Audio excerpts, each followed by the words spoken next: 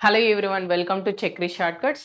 So ఈరోజు మనము so general నాలెడ్జ్కి సంబంధించి ఏపీ హైకోర్టులో ఎన్ని మార్క్స్ వచ్చాయి, సో లాస్ట్ టైం ఎగ్జామ్ జరిగినప్పుడు మనం అన్ని షిఫ్ట్ను బేస్ చేసుకొని యావరేజ్గా మార్క్స్ ఏంటి అని ఫైండ్ అవుట్ చేయడం జరిగింది. సో దాన్ని మీకు చెప్పడం ద్వారా సో మీరు ఎక్కువ ఏది ప్రయారిటీ ఇవ్వాలి అనేది మీకు ఒక ఐడియా వస్తుందనేసి ఈ వీడియో ఉద్దేశం అనమాట.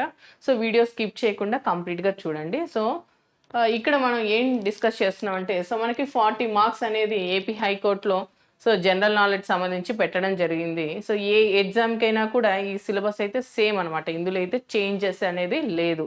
సో మీరు ఆఫీస్ సబార్డినేట్ తీసుకున్న, ప్రాసెస్ సర్వర్ తీసుకున్న, ఫీల్డ్ అసిస్టెంట్ తీసుకున్న, examiner, typist, junior assistant, any job అనమాట. సో ఇక్కడ మనకి రీసెంట్గా ఇచ్చిన 2025లో సిలబస్ బేస్ చేసుకొని సో మనం లాస్ట్ టైం అనాలిసిస్ అనేది చేయడం జరిగింది.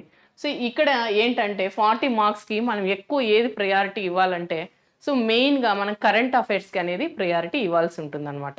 సో ఇక్కడ చూడండి, సో జనరల్గా సో 40 మార్క్స్లో నేను యావరేజ్గా అన్ని షిఫ్ట్లు గమనిస్తే 12 to 15 మార్క్స్ అనేది మన కరెంట్ అఫైర్స్కి అనేది ఇవ్వడం జరిగింది. సో అందులో ఇండియాకి వచ్చేసి 6 మార్క్స్ ఉంటే యావరేజ్గా నేను చెప్తున్నాను.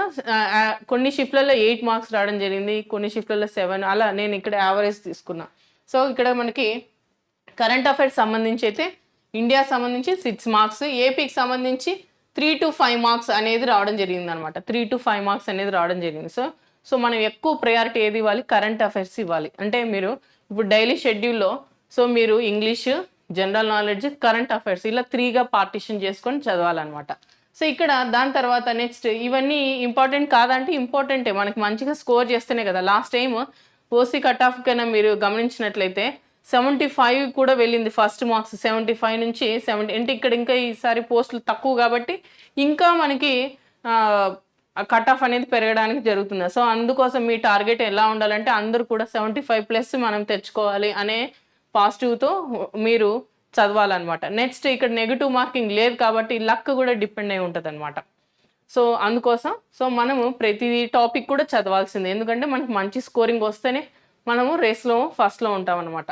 సో ఇక్కడ చూడండి, ఇక్కడ ఫస్ట్ గమనించినట్లయితే సో ఇక్కడ మనకి Indian art, culture and dance, music. So ఇందులో ఫెస్టివల్ సంబంధించి ఒక క్వశ్చన్ అడిగాడు, డ్యాన్స్కి సంబంధించి ఒక క్వశ్చన్ అడిగాడు, నెక్స్ట్ ఇక్కడ కల్చర్, మ్యూజిక్ సంబంధించి ఒక క్వశ్చన్ అడిగాడు. అంటే ఇలా కొన్ని షిఫ్ట్లలో బేస్ చేసుకొని ఇలా అడగడం జరిగింది. టోటల్ కంటెంట్ యావరేజ్ మనం తీసుకుంటే 3 to 4 మార్క్స్ అనేది అడగడం జరిగింది. నెక్స్ట్ చూడండి, Indian history and Indian national movement 2 to 3 marks అయితే అడగడం జరిగింది. కొన్ని షిఫ్ట్లలో 3 to 4 మార్క్స్ అడగడం జరిగింది అనమాట. Next Indian geography, agriculture and environment, ఈ జాగ్రఫీ బేస్ చేసుకొని చూస్తే 3 to 4 మార్క్స్ అనేది అడగడం జరిగింది. సో ఇక్కడ మనం ఇండియన్ జాగ్రఫీ అని అనుకోకూడదు అనమాట. ఇక్కడ కొన్ని షిఫ్ట్లలో ఏపీ జాగ్రఫీ కూడా ఇంక్లూడ్ చేయడం జరిగింది. సో అందుకోసం మనం ఏపీ జాగ్రఫీ కూడా ఒకసారి చూసుకుంటే బెటర్.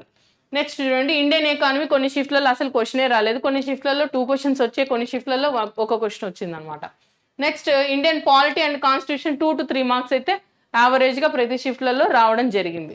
నెక్స్ట్ జనరల్ సైన్స్, ఇది కొన్ని షిఫ్ట్లలో కొన్ని అసలు రాలేదు, కొన్ని షిఫ్ట్లలో 1 to 2 మార్క్స్ అనేది రావడం జరిగింది. నెక్స్ట్ సైంటిఫిక్ రీసెర్చ్, సో ఇక్కడ ఏంటంటే సో మనకి ఎస్ఎన్టీకి సంబంధించి 2 to 3 మార్క్స్ అనేది రావడం జరిగింది. అవార్డ్స్లో ఖచ్చితంగా అవార్డ్స్, పర్సనాలిటీస్ సంబంధించి ఒక క్వశ్చన్ అయితే డెఫినెట్గా వస్తుంది అనమాట. అలాగే ఎక్సర్సైజెస్ ఏవైతే ఉన్నాయో అవి వాటిపైన, నెక్స్ట్ పర్సన్స్ ఇన్ న్యూస్ పైన, సో అవి కొంచెం మీరు చూసుకోవాలి.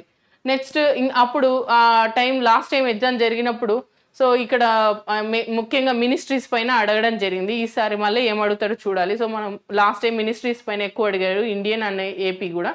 సో ఇప్పుడు కూడా ఒకసారి అవి చూసుకుంటే మంచిది. నెక్స్ట్ చూడండి, ఇంకా అడిషనల్గా ఏం అడిగాడంటే ఏపీ జాగ్రఫీ గురించి 2 to 3 క్వశ్చన్స్ అయితే కొన్ని షిఫ్ట్లలో అడగడం జరిగింది. నెక్స్ట్ మినిస్ట్రీస్ అని చెప్పాను కదా, మినిస్ట్రీస్ 1 మార్క్ వచ్చింది. స్కీమ్స్ చూసుకోండి, ఇప్పుడు గవర్నమెంట్ చేంజ్ అయింది కాబట్టి ఈ లేటెస్ట్ స్కీమ్స్ చూసుకోండి. Next budget survey, latest 2025 budget survey పైన ఒకసారి అవుట్లుక్ చూసుకోండి, ఇన్ డెప్త్గా అయితే అవసరం లేదు. సో అవుట్లుక్ చూసుకోండి. అలాగే 2011 ఇండియా అండ్ ఏపీ సెన్సస్ కూడా చూసుకోండి, ఇది కూడా లాస్ట్ టైంలో 1 to 2 మార్క్స్ అనేది అడగడం జరిగిందనమాట. సో ఇది ఓవరాల్గా జీకేకి సంబంధించి ఏపీ హైకోర్టులో లాస్ట్ టైం అడిగిన మార్క్స్ వెయిటేజ్. సో దీన్ని బేస్ చేసుకొని ఇప్పుడు మీరు ఎలా ప్లాన్ చేయాలి అనేది ఒకసారి థింక్ చేసుకోండి. ఎక్కువ వెయిటేజ్ అయితే నా సజెషన్ కరెంట్ అఫైర్స్కి ఎక్కువ ప్రయారిటీ ఇవ్వండి. తర్వాత ప్రతి సబ్జెక్ట్ కూడా కవర్ చేయండి, ఇన్ డెప్త్గా అవసరం లేదు. సో ఇక్కడ మీకు కొంచెం ఈజీగానే, అంటే ఈజీ అంటే మరీ ఈజీ ఉండదండి, మోడరేట్ లెవెల్లోనే ఉంటాయి క్వశ్చన్స్. కాబట్టి మీరు ఆ ప్రతి టాపిక్ కూడా ఒకసారి చూసుకొని అందులో ఏం క్వశ్చన్స్ అడిగాడు ఏంటి అనేది ఒకసారి అనాలిసిస్ చేసుకోండి. ఓకేనా? సో ఇక్కడ మనము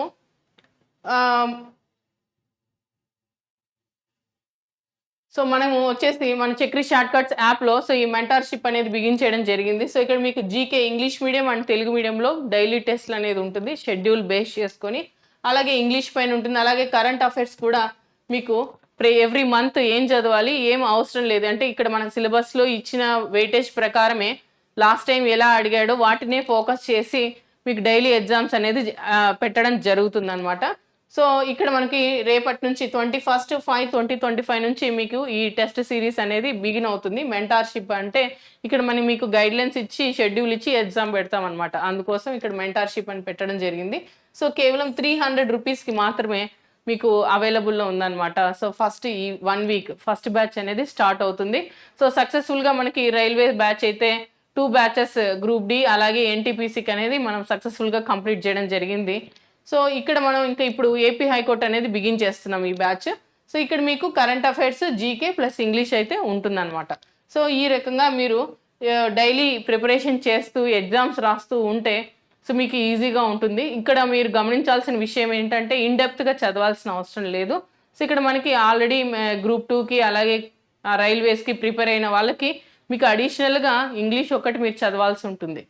ఓకే, కరెంట్ అఫైర్స్ ఎలాగో చదువుతుంటారు, ఈ సబ్జెక్ట్స్ కూడా మీకు ఆల్రెడీ అందరికీ టచ్లో ఉంటాయి మ్యాక్సిమం.